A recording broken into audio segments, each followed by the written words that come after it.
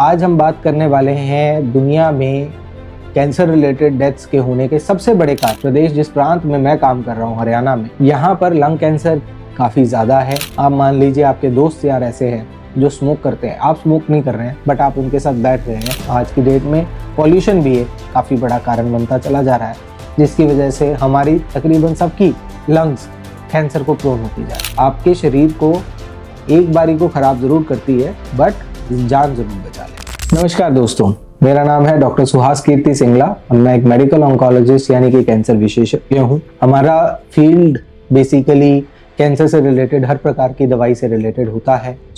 आज हम बात करने वाले हैं दुनिया में कैंसर रिलेटेड डेथ्स के होने के सबसे बड़े कारण लंग कैंसर के बारे में। और अगर मैं बात करूं जिस प्रांत में मैं काम कर रहा हूं, हरियाणा में, यहाँ पर लंग कैंसर काफ़ी ज़्यादा है और काफ़ी अमाउंट में हमें इसमें स्क्वैमस टाइप का लंग कैंसर देखने को मिलता है और शायद उसका सबसे कॉमन कारण है स्मोकिंग। अब लंग कैंसर होता क्या है?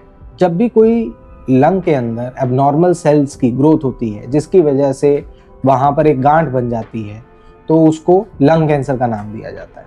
और लंग कैंसर होता क्यों है, इटियोलॉजी क्या है? लंग कैंसर होने की सबसे बड़ा कारण है स्मोकिंग। स्मोकिंग में बहुत सारे प्रकार के कार्सिनोजन्स हैं। कार्सिनोजन वो पदार्थ होते हैं जो आप में कैंसर कर सकते हैं, और जब हम स्मोकिंग करते हैं तब वो कार्सिनोजन्स डायरेक्टली हमारे फेफड़ों के अंदर जाते हैं, हमारी विंड पाइप में जाते हैं और उसकी वजह से वहाँ पर सेल्स के साथ छेड़खानी होती है, डीएनए के साथ छेड़खानी होती है, जिसकी वजह से कैंसर बन सकता है। अगला एक कॉमन कारण है ऑक्यूपेशनल एक्सपोजर, यानी कि जहां पर आप काम कर रहे हैं तो वहां पर कुछ इस प्रकार के इरिटेंट्स हो सकते हैं, स्पेशली जब आप किसी हाइड्रोकार्बन कंपनी के साथ एसोसिएटेड हो, स्पेशली जब आप कोई एस्बेस्टॉस का काम कर रहे हो, टिन का काम कर रहे हो, तो इसमें जब आपके टिन के पार्टिकल्स कट के उड़ते हैं, हवा में वेपर बनते हैं, तब वो भी कई बार कैंसर का कारण बन सकते हैं। फिर उसके बाद होता है कई पेशेंट्स में ILD, interstitial lung disease. Interstitial lung disease एक इन्फ्लामेटरी कंडीशन है और जब ये बहुत लंबे समय तक रहती है तब उसमें भी कैंसर बन सकता है। कुछ स्टडीज के हिसाब से क्रॉनिक इन्फेक्शंस जैसे कि टीबी, पुराना टीबी रहा हो तब भी वो इन्फेक्शंस भी कैंसर कर सकती हैं। उसके अलावा बहुत से पेशेंट्स में, ऑलमोस्ट 50% पेशेंट्स में हमें कैंसर होने का क्या कारण है हमें नहीं पता चलता, पर अगर आप ध्यान देंगे उन 50% पेशेंट्स का कहीं ना कहीं पैसिव स्मोकिंग का हिस्ट्री आपको मिल जाएगा। पैसिव स्मोकिंग ये क्या चीज़ है?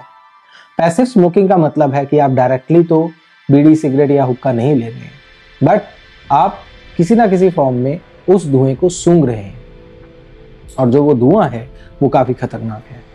जैसे आप मान लीजिए आपके दोस्त यार ऐसे हैं जो स्मोक करते हैं, आप स्मोक नहीं कर रहे हैं बट आप उनके साथ बैठ रहे हैं, लंबी देर तक बैठ रहे हैं, बंद गाड़ी में बैठ रहे हैं, बंद कमरे में बैठ रहे हैं, तो वो सब पैसिव स्मोकिंग का पार्ट होते हैं। तो ये भी अपने आप में बहुत खतरनाक रहता है। तो इसलिए एक सबसे बड़ा संदेश जो हर मेडिकल ऑन्कोलॉजिस्ट या हर ऑन्कोलॉजिस्ट आपको देना चाहेगा वो ये रहता है कि कैंसर से बचने के लिए खुद भी स्मोकिंग ना करें और आसपास भी किसी को स्मोकिंग ना करने दें।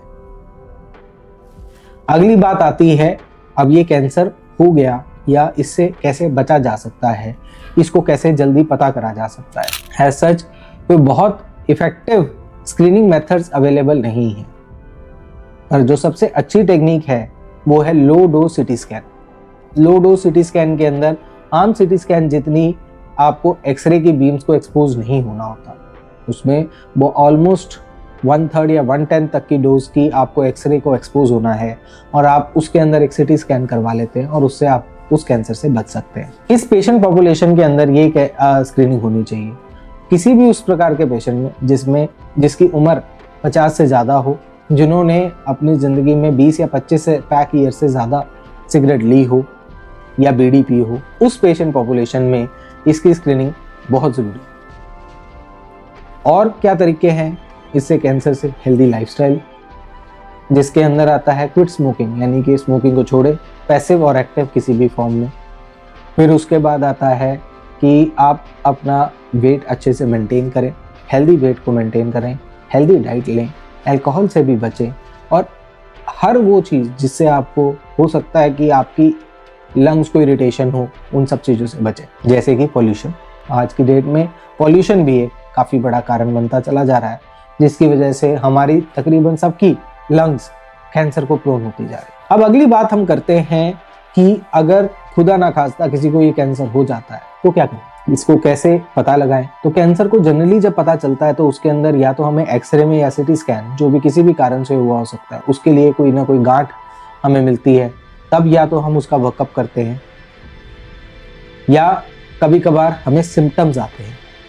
अब सिम्टम्स कौन से हो सकते हैं, कैंसर से रिलेटेड क्या सिम्टम्स हैं।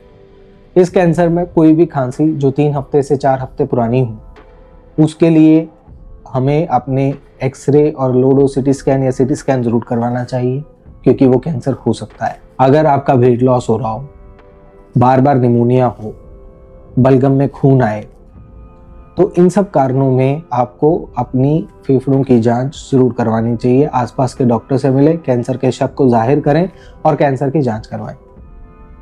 अब कैंसर की जांचों में आता क्या है, तो सबसे पहला आता है एक्सरे। चेस्ट एक्सरे एक बहुत ही अच्छी मोडालिटी है, पर इसके साथ समस्या ये है कि इसमें जब तक गांठ का साइज 2 या 3 सेंटीमीटर का नहीं होगा, तब तक ये ढंग से नहीं पकड़ पाएगी। तो इसलिए उससे पहले उससे छोटे साइज की गांठों को पकड़ने के लिए अगली जो मोडालिटी आती है वो आती है सिटी स्कैन। मान लीजिए अगर किसी पेशेंट को गांठ मिल जाती है तो उसमें क्या क्या करना है, तो उसमें जो नेक्स्ट स्टेप है वो होता है पेट सीटी। लंग कैंसर और कुछ और कैंसर ऐसे हैं जिनमें बिना पेट सीटी के उसका ट्रीटमेंट इनिशिएट नहीं करना चाहिए, क्योंकि पेट सीटी से हमें कई सारी चीजें इसमें पता चलती हैं। लंग कैंसर की बुरी बात यह है कि जनरली ऑलमोस्ट 60 to 70% पेशेंट्स हमें एडवांस स्टेजेस में मिलते हैं, क्योंकि इस कैंसर में किसी प्रकार का कोई दर्द नहीं होता, और जब दर्द होता है तो ऑलरेडी ये एडवांस हो चुका होता है। तो एक पेनलेस सी गांठ आपके शरीर में पड़ी है, आपको शायद ना भी पता चले कि वो किस कारण से है या वो हैवी है कि नहीं। और अगली जो जांच इसके साथ हमें करवानी होती है रेडियोलॉजिकली, वो है MRI ब्रेन। ऑलमोस्ट 15 से 20% चांसेस हैं कि जिस भी पेशेंट के अंदर लंग कैंसर है, उनके ब्रेन तक भी ये कैंसर गया हो सकता है। इसके अगला जो इम्पोर्टेंट है वो रहता है बायोप्सी। बायोप्सी करने के कई तरीके हो सकते हैं, उसमें से एक है ब्रोंकोस्कोपिक गाइडेड बायोप्सी, एक है इब्बस गाइडेड बायोप्सी, और एक है सीटी गाइडेड बायोप्सी। इनमें से जो भी फिजिबल होगा, जिस भी चीज़ के लिए पेशेंट एलिजिबल होगा, उस तरीके से यहाँ से बायोप्सी ली जाती है। बिना बायोप्सी के कैंसर का पता नहीं चल सकता, कंफर्म नहीं हो सकता, इसलिए बायोप्सी इसमें एब्सोल्युटली एसेंशियल है। बायोप्सी होने के बाद हमें इसके अंदर ये पता करना जरूरी होता है कि लंग कैंसर की कौन सी प्रकार है, क्योंकि लंग कैंसर अपने आप में 3 से 4 प्रकार का होता है। एक होता है non small cell lung cancer, एक होता है स्मॉल सेल लंग कैंसर। अगर non small cell lung cancer है तो वो फर्दर 3 प्रकार का हो सकता है, जिसमें आता है एडिनोकार्सिनोमा, स्क्वैमस सेल कार्सिनोमा और एडिनोस्क्वैमस कार्सिनोमा। तो इन सब का पता करने के बाद इसके हिसाब से हमें ट्रीटमेंट डिसाइड करना होता है। आज की डेट में लंग कैंसर का ट्रीटमेंट काफी एडवांस्ड हो गया है। अगर बात करें स्टेज 1 लंग कैंसर की, तो स्टेज 1 लंग कैंसर के अंदर रिसेक्शन यानी कि surgery is the best modality to be done. Stage 2 के अंदर भी अगर रिसेक्टेबल है तो उसको रिसेक्ट करें, अगर रिसेक्टेबल नहीं है तो रेडिएट यानी कि सिकाई करें। स्टेज 3 रिसेक्शन पॉसिबल है तो रिसेक्शन करें, रिसेक्शन पॉसिबल नहीं है तो उसमें रेडिएशन के साथ कीमोथेरेपी करें। और स्टेज 4 के अंदर आज की डेट में हमारे पास इम्यूनोथेरेपी, टारगेटेड थेरेपी और कीमोथेरेपी तीनों हैं, और इनके कॉम्बिनेशंस भी हैं। अगर किसी पेशेंट के बहुत अच्छे चांसेस हैं इम्यूनोथेरेपी से रिस्पॉन्ड करने के, तो उसमें इम्यूनोथेरेपी बेस्ट ऑप्शन है। और अगर मान लीजिए कोई टारगेटेड थेरेपी के लिए हम एलिजिबल हो जाते हैं, जो कि डिपेंड करेगा हमारी बायोप्सी की रिपोर्ट के ऊपर और उसके ऊपर फर्दर किए गए टेस्ट्स पे, तो वो और भी अच्छी बात है, क्योंकि उसमें सिर्फ गोलियों की हेल्प से भी इसका ट्रीटमेंट किया जा सकता है। और अगर हम किसी भी इन थेरेपीज के लिए एलिजिबल नहीं है, तो कीमोथेरेपी तो हमारे लिए हर टाइम अवेलेबल है। और कीमोथेरेपी से घबराने की जरूरत नहीं है। कीमोथेरेपी आपके शरीर को एक बारी को खराब जरूर करती है, बट जान जरूर बचा लेती है। अब बात आती है कि क्या जब कैंसर स्टेज 1, 2, 3 में मिले तब क्या उसके बाद डेफिनेटिव ट्रीटमेंट देने के बाद भी कुछ करने की ज़रूरत है?